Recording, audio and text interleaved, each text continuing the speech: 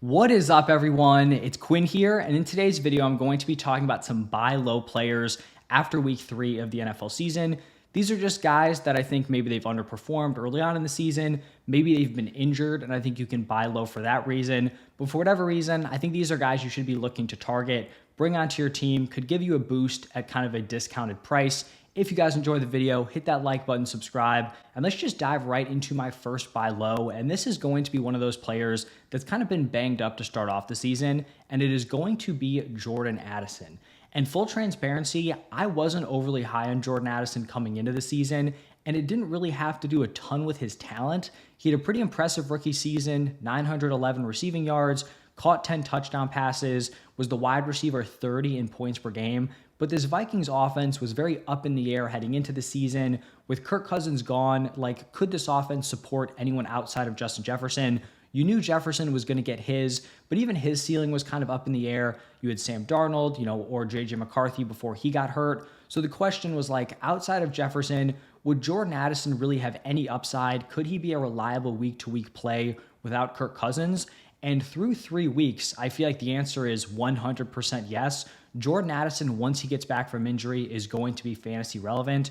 Through 3 weeks, Sam Darnold's passed for 657 yards and 8 passing touchdowns. Addison's been dealing with an ankle injury, but since he's been out, we've seen, the now wide receiver 2, Jalen Nailor, step up and catch touchdown passes in 3 straight weeks. So I really have no doubt that when Addison steps back into the lineup, he is going to be productive. I think he can come in, be a solid fantasy wide receiver 3. And I think whoever's rostering him right now, they might be frustrated. Obviously, he's not, giving you production in the lineup currently. Maybe they're 0-3, 1-2 to start off the year. They can't keep dealing with this injury. They can't deal with a ramp-up period with him kind of settling back into the offense. So maybe they are willing to sell low on Jordan Addison. But I just think this is a spot where Addison's already proven himself to be a talented player. He just kind of needed the situation around him to be decent. I think this Vikings offense, especially the passing attack, has just smashed through 3 weeks. So I like Jordan Addison here as a buy low coming off that ankle injury. Then my next buy low is actually going to be another guy who is currently injured. It is Jonathan Brooks. And I would say the biggest winner from the big Panthers week 3 performance would have to be Deontay Johnson. But I can make a pretty strong argument that Jonathan Brooks is the second winner here behind Deontay. We saw Chuba Hubbard go out, rush for 114 yards on 5.4 yards per carry. He also caught 5 passes for 55 yards and a touchdown through the air. And I think when we're comparing Chuba Hubbard to Jonathan Brooks, Jonathan Brooks should just straight up be the better running back here. He was a round 2 pick. A round 2 pick at the running back position coming off a torn ACL. That is legit draft capital. The Panthers definitely like this dude. He is a 3-down back. He has that workhorse upside, and he could be back as early as week 4, start of the season on the PUP. So he has to miss the first 4, but he could come back here in week 5. And I think now there's some real optimism here for some upside out of Jonathan Brooks. I really like Jonathan Brooks heading into the season. I will not lie to you, after those first couple of weeks, I was feeling a little bit iffy on it because Jonathan Brooks, coming back from the ACL, he's probably not going to be unleashed at 100% right out of the gate. So now you're looking at a gross split to start off the season. Bryce Young's not looking good. This offense can't do anything. So I was a little bit worried. Was holding some Jonathan Brooks bags out there. But after this Andy Dalton week 3, I'm feeling a lot better about him. I think it's definitely possible, similar to Jordan Addison, where the Brooks owner is 0-3, 1-2. They can't afford to wait around for him to get healthy, kind of work his way back into the offense once he is active. And I think Jonathan Brooks should be viewed as a top 24 running back rest of season. I think he has top 12 upside. Now, I don't think the Panthers are going to go out and dominate every single game the way they did in week 3, but Andy Dalton at least gives this offense some upside. He raises the floor. So I'm a believer in the talent of Jonathan Brooks. I think we're probably looking at a split early on, week 5, 6, 7, 8, but I think over the second half of the season, Jonathan Brooks can really tear it up. And I think now he has the opportunity to do so with this kind of revitalized Panthers offense. And I will just say, I was somewhat interested in these Panthers weapons. Deontay Johnson, I like the Dave Canales signing. They upgraded the wide receiver room, the offensive line. And so I think you can make the argument that the Panthers did not play right with Bryce Young just in terms of zapping his confidence in year 1. But in year 2, Bryce Young was not playing well enough. So this is not a spot where I think it was a complete fluke game. I think they're probably still going to be a bottom tier offense, but there's at least some more juice here moving forward. Now, the next guy here, looking at a wide receiver, it is going to be Christian Watson. And I feel like at this point, Christian Watson is going to be pretty much close to free. I just think heading into the year, there was a lot of uncertainty with these Packers wide receivers. Jaden Reed was typically drafted as the wide receiver one. Christian Watson was drafted as the number two. Dobbs as the number three. Wicks as the number four. And I feel like maybe people are starting to panic on these Packers wide receivers or just kind of give up on them at this point. But we have only seen one real week with Jordan Love at the quarterback position.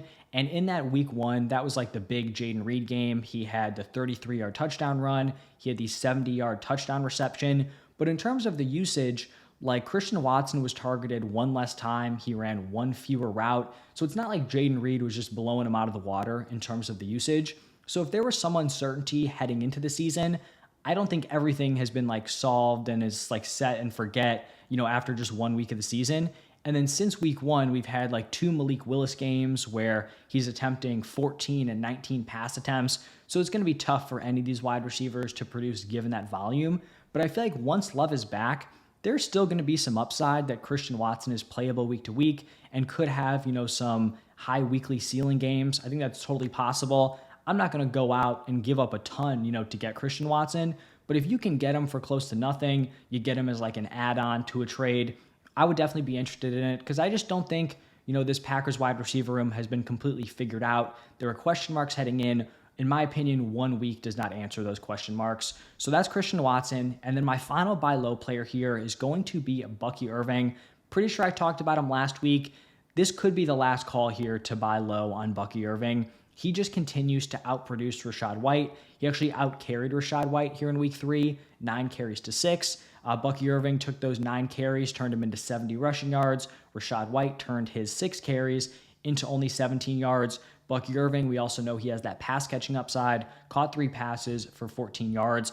I feel like if you're the Buccaneers, you can only roll out Rachaad White as the running back one for so long. As a rookie, he averaged 3.7 yards per carry, 3.6 yards per carry last year. He's at 2.1 yards per carry on 31 attempts this season. You contrast that with Bucky Irving's 6.2 yards per carry on 25 attempts.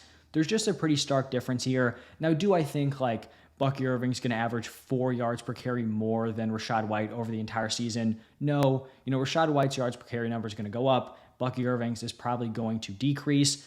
But I just don't know how you continue to give Rachaad White like the clear running back one role when he has just been so ineffective with it, especially when you throw in the fact that Bucky Irving is a good pass catcher. Like it's not like he's this standard early down grinder where you're kind of giving things away to the defense. Bucky Irving can catch passes. He's been the more effective runner. And I think like the Bucs' future running back one could be valued as pretty much nothing or even sitting on waivers. Like I talked about him in my waiver wire video. So he's probably not super like coveted at this point, but I think he could be very playable moving forward and a very, very cheap option at the running back position that could be someone who plugs into your starting lineup rest of season. So that is going to wrap it up for my 4 buy low players. Couple of injured guys, Jordan Addison, Jonathan Brooks, some healthy players that I think could break out moving forward, Christian Watson and Bucky Irving. But that's going to wrap it up for this one. Check out the waiver wire video if you haven't seen it yet. I'll also be going through my sell highs later on today. But thank you all for stopping by, and I will see you in the next one.